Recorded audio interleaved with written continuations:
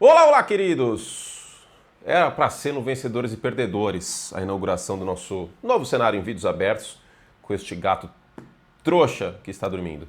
Mas temos muitas notícias para falar, então nada melhor do que um Por Dentro da NFL para a gente rever todas essas notícias que aconteceram nas últimas 24 horas, basicamente. Hoje é dia 29, quarta-feira, e a gente tem 5 pautas quentes para serem faladas, para serem comentadas. E aí a gente vai ter o vencedores e perdedores da off-season, da intertemporada ainda nessa semana para você rever o que você perdeu, porque estava assistindo a Copa do Mundo, a NBA, o Brasileirão, né, Tom? Sei lá o que mais, por quê. Temos um cenário novo, peronomútil, a estante continua aqui, menos poluída. Tem uma mesa agora, que eu posso ter um gato para ficar fazendo assim. Ele está capotado de sono. Mas ele não vai atrapalhar a gente não, pelo contrário, vai embelezar o ambiente. Então vamos para a vinheta e vamos começar esse programa de uma vez. Bom, eu acho que a pauta mais importante de todas é que o Baker Mayfield não vai fazer greve, não vai causar, não vai tumultuar, mas ele também não vai negociar mais. O prazo que o Baker Mayfield deu para o Tampa Bay Buccaneers para conseguir um novo contrato, ele está no último ano de contrato, aquele contrato de 100 milhões totais que ele assinou com o Tampa, o prazo acabou. O prazo era o início do training camp. O training camp começou, que são aqueles treinos que os times fazem no final de julho e agosto para se preparar para a temporada. Então já era. Baker ano que vem é um free agent. A menos, claro, né, porque as coisas mudam. As pessoas, né, todo mundo tem seu preço, né, Baker? Se Tampa chegar com 60 milhões garantidos por ano, 60 milha, todo ano, pá, aí lógico que ele vai querer negociar. Mas é justamente esse o ponto, né? Por que, que o nosso glorioso Baker Mayfield, ele tá fazendo, não essa greve, mas esse ultimato e tudo mais? Porque o Baker, travou aqui minhas anotações, porque o Baker, ele julga que ele vale mais do que ele está ganhando. Ele ganha menos de 40 milhões por ano, né, de média. E a visão, segundo informações, é que o Baker acredita que ele valha mais. Isso me lembra o professor de Luxemburgo falando: eu valho sim, eu valho muito. Valha mais do que 50 milhões, porque tem quarterback na casa dos 50 milhões que não jogou como o Baker Mayfield no ano passado, sobretudo na primeira metade de temporada, né? Então, por exemplo, se eu tiver que escolher hoje, vamos lá, esquece potencial, esquece o hipotético, tá? Pegada Neymar hipotético, esquece. Vamos falar de realidade, de hoje. Se você tiver que escolher um quarterback para comandar o seu time, pensando em pós-temporada, hoje, considera tudo, tá? Considera histórico de lesão, considera às vezes um tapuchel, considera tudo. Você escolhe Baker Mayfield, Jordan Love ou Trevor Lawrence? Óbvio que em talento, em potencial, o Baker não é a primeira resposta. Mas aí que tá, vai ter gente que vai responder Baker e não vai ser só uma pessoa. Então existe a discussão. E se existe a discussão, dá para considerar que o Baker Mayfield valha tanto quanto esses outros dois. Por exemplo, se eu tiver que escolher um dos três, hoje é o Jordan Love, tá? Respondendo a vocês. Mas existe a discussão. Não é um absurdo colocar o Baker na mesma prateleira desses outros dois e que haja essa discussão. Então, como está defasado o contrato do Baker, ele considera que ele vale mais e ele vai apostar em si mesmo de novo, coisa que já fez algumas vezes. Então, o Baker joga neste ano em Tampa, não vai ter tumulto, não vai ter greve. Lembra o Tua fazendo greve? Que coisa medonha que foi aquilo, Miami cair nessa aí, mas tudo bem. Não vai ter nenhum tumulto, mas acabando o contrato do Baker Mayfield, ele é free agent. Ele pode assinar com qualquer time no ano que vem, a menos que ele receba a franchise tag ou que renove com Tampa, mas aí no ano que vem. Certo? Então, fechou a janela. Tá fechada a janela? Então, antes que alguém se pergunte, pô, mas você não tem rede na sua casa? Você não tá preocupado com seus gatos? Calma, gente. Eu pensei em tudo. Tem corrente a janela, não abre mais que isso. Tá? Então, esse gato trouxa está seguro. Ele é mó medroso também. Qual a chance dele subir ali? Nenhuma, né, Tom? Vamos lá. Adorei fazer vídeo fazendo carinho em você, viu, Tom? Vai ter alguém que vai reclamar. Vai assim, esse gato... Dane-se se reclamar, meu gato é mó fofo. Tá aqui ilustrando. Mostra o seu rabo para as pessoas aqui, ó. Vamos lá, segunda pauta. Como que eu vou fazer isso aqui? Eu não fiz a ampulheta, né? Cadê a ampulheta? Eu esqueci onde eu pus a ampulheta. É mudança, né? A gente perde as coisas. Aqui. Vamos lá, então, voltar para a ampulheta? Tá aqui. Não vai dar pra ver aqui. Aqui vai dar pra ver, ó. Ótimo. Então vamos lá, os outros assuntos. Esse aqui, primeiro do Baker, eu acabei perdendo. que eu sou burro, mas os outros vamos usar a ampulheta. Essa é a parte boa dessa mesa. E lembrando, se eu não bater o tempo, se a ampulheta estiver rodando ainda, é um Like Plus sorteado. Aliás, eu não esqueci, tá? No Vencedores e Perdedores da Off-Season, um Like Plus sorteado para cada gol que a Argentina tomou no mata-mata da Copa do Mundo. Então serão 7. Então assistam, tá? Na Premiere. Vamos lá, segundo tema. Jalen Carter renovou. Agora é o defensive tackle mais bem pago, o jogador de interior de linha defensiva mais bem pago da história da NFL, né? São 4 anos, 152 milhões. A média é de 38, mais ou menos uns 3 acima da média anterior, que era do Jeffrey Simmons, né? Que muita gente esqueceu que existe, porque está num mercado consumidor menor no Tennessee Titans, mas é um jogador certamente acima da média e um dos melhores da posição. O Jalen Carter tem a cota de polêmicas dele, né? Vamos lembrar o que aconteceu no kickoff do ano passado, que eu acho que esse é um bom exemplo para tudo nessa situação. Na primeira partida do ano passado, Philadelphia Eagles e Dallas Cowboys, teve uma troca de cuspes. Porque eu me lembro, e gente, se eu tiver errado, por favor, coloquem nos comentários aí, não é de maldade não. Eu estava na transmissão inclusive, mas eu me lembro que teve cuspe dos dois lados. No primeiro momento só mostraram a NBC, as câmeras da NBC só mostrou o Jalen Carter cuspindo no Dak Prescott, mas parece que foi dos dois lados, né? E aí ele inclusive foi suspenso, e aí a suspensão foi retroativa, né? Porque ele foi expulso daquele jogo, ficou por isso mesmo. E aí por que eu falei que esse exemplo ele é bom para falar de Jalen Carter? Porque ele mostra o Jalen Carter, o temperamento dele, vamos dizer assim, vamos colocar dessa forma, o temperamento dele, mas também mostra a ausência do Jalen Carter, o impacto que tem. O Dak Prescott, sobretudo no segundo tempo daquela partida, não foi tão pressionado, e o Javonte Williams teve uma partida muito sólida, né? Dallas não teve tanto problema em correr com a bola contra a Filadélfia. Agora, tem um efeito colateral dessa renovação. O Ojomo vai ser free agent. Dificilmente Philadelphia vai conseguir renovar com ele, né? Mesmo que faça todo o malabarismo de void year e tudo mais. Agora, também pode ser feito o argumento que o Jalen Carter ele não teve 10 sacks no ano passado e tal. Eu acho sacks uma estatística muito perigosa para analisar defensive tackle. Se tem uma posição que eu evito usar só sack para analisar, edge rusher muitas vezes não tem como fugir disso. Mas tem uma posição que é muito difícil usar isso e contar a história inteira, é de defensive tackle. Porque muitas vezes o defensive tackle ele sofre bloqueio duplo, então ele está ocupando espaço que não aparece na estatística. Muitas vezes tem as pressões que não terminam em sack, mas terminam uma interceptação, num turnover e tudo mais. Então eu não sou muito fã de usar sack como única estatística para analisar defensive tackle. Às vezes não é nem a mais importante, inclusive, né? Eu acho que defensive tackle, assim como cornerback, são duas posições que você tem que assistir, não tem como, não tem magia, né? E assim, sobre esse tema, o que eu tinha para falar era isso. Acabou o tempo? Não. Mas tem um detalhe, que aí eu não vou falar, eu venci o relógio, tá? Porque o que eu tinha para falar sobre esse tema era isso. O Philadelphia está apostando no futuro dele, esse dinheiro é pelo futuro, não pelo que ele fez. Acabou o tempo aqui, mas eu venci o relógio. Mas, sobre estatística, sobre número, isso está começando a invadir um pouco o futebol. Com aquele negócio lá, aquele SofaScore, sei lá como funciona esse bagulho aí, porque eu nunca baixei. No futebol americano, nos esportes americanos, usa-se mais estatística há mais tempo. Mas é muito importante tomar o cuidado para não ser a única coisa. O que é esse alarme maluco? A única coisa, acho que era o alarme de ontem, que eu tive um compromisso, que eu não posso falar qual, mas em breve vocês saberão o que era. Mas não pode ser a única coisa. Eu sou culpado nisso? Eu sou culpado, porque quando eu era mais novo, quando eu era mais jovem, eu usava muito a parte de analytics e tudo mais como um argumento muito forte, mas não pode ser a única coisa, né?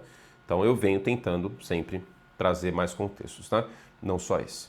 Pois bem, venci o relógio. Isso aqui eu vou vencer o relógio com certeza absoluta, porque não tem tanta coisa para falar assim. Bijan Robinson e Jahmyr Gibbs, eles estão de greve. Quando eu digo greve, significa que eles estão no training camp, eles apareceram, mas os dois querem novos contratos.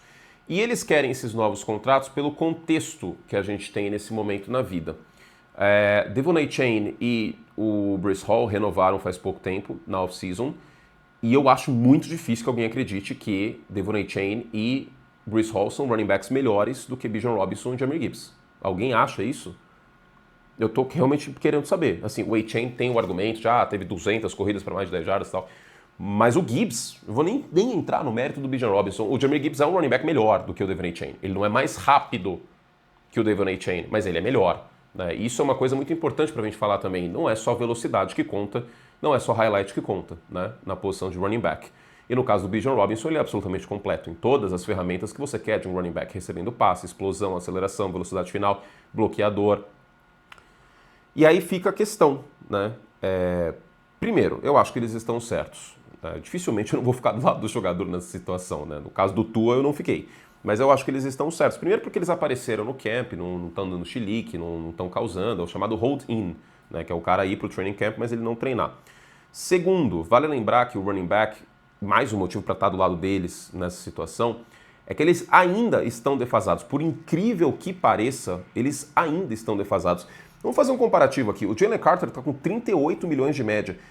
O running back mais bem pago em média é o Saquon Barkley com 20. É quase metade. E me desculpa, mas por mais que tenha um valor posicional, Anthony Curtis do Velho Testamento, se você estiver assistindo esse vídeo de alguma maneira, calma, tá? Calma, eu não traí o movimento, não virei o Anakin, que era para eu salvar o rolê e eu tô me juntando. Calma, não é isso. A questão é que tá tão defasado que se um running back hoje ganhasse 25 milhões de dólares de média, ainda não seria um absurdo. É completamente diferente do Ezekiel Elliott ganhando 15 milha lá atrás, em 2016. Olha que loucura. O Breece Hall renovou por 14 milhões de média. Em 2016, o doido do Jerry Jones pagou isso no Ezekiel Elliott. Então, assim, é uma situação diferente. Para mais sobre, eu falei num vídeo para os membros quanto vale os dois, quanto eu pagaria e qual é a métrica, qual que é a lógica que a gente utiliza para fechar essa conta, para chegar numa conclusão de quanto eles valem, quanto eles valeriam, quanto seria pago para Bijan Robinson e Jahmyr Gibbs, mas vamos acompanhar isso, tá? No mês de agosto pode ser que seja uma pauta muito importante, tá bom? Então, tem a questão da porcentagem do cap também, o teto salarial vem aumentando ano a ano e os running backs estão muito defasados. Os running backs só ganham mais do que kicker e punter, em média hoje, né? Até os safeties estão ganhando um dinheiro bem legal, que está em alguns casos. Ih, rapaz, fui batido pelo cronômetro. Então, um Like Plus sorteado agora. Eu deveria sortear de qualquer jeito, né? Para comemorar estúdio novo e tudo mais.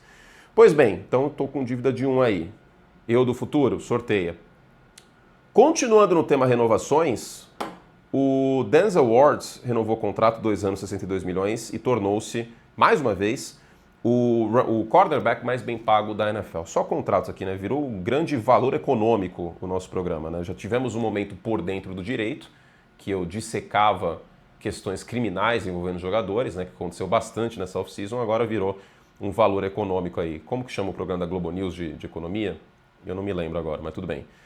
Se fosse do Sport TV eu teria que me lembrar, da Globo News eu acho que não sou tão obrigado assim.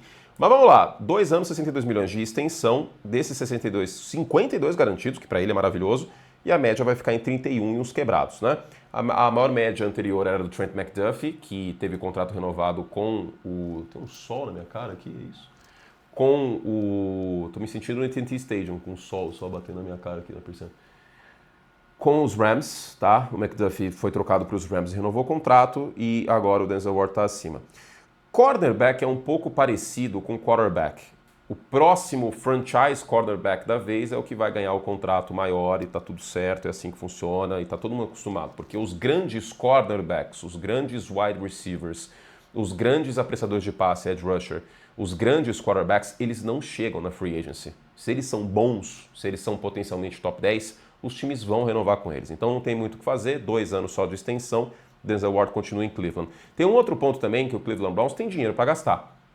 Tá? Tem isso, e aí renova com o Delpit, renova com ele, e tá tudo certo. Ainda não se arranjou com o quarterback, e é mais um sinal de que ou o Shadow Sanders vai ser o quarterback ano que vem, em contrato de calouro, ou eles vão draftar um quarterback no ano que vem, para ter o quarterback em contrato de calouro, que é muito menor para esse dinheiro ir para outros lados, tá? Então o meu take sobre isso é esse, são dois. Primeiro, Cleveland está pagando defensores agora, porque vai ter quarterback em contrato de calouro no ano que vem. E um outro take, olha a barganha que é o Patrick Surtain. É verdade que Denver estruturou muito bem esse contrato com os void years, né, com os anos que o jogador conta no cap, mas ele não é pago. Que eles não, aliás, conta no cap, mas ele não está no time necessariamente. Vai estourar o relógio também. Mas o Patrick Surtain, 24 milhões. É uma barganha, 24 milhões de média para o Surtain. É impressionante. Tá? O contrato muito bem estruturado, inclusive, por Denver.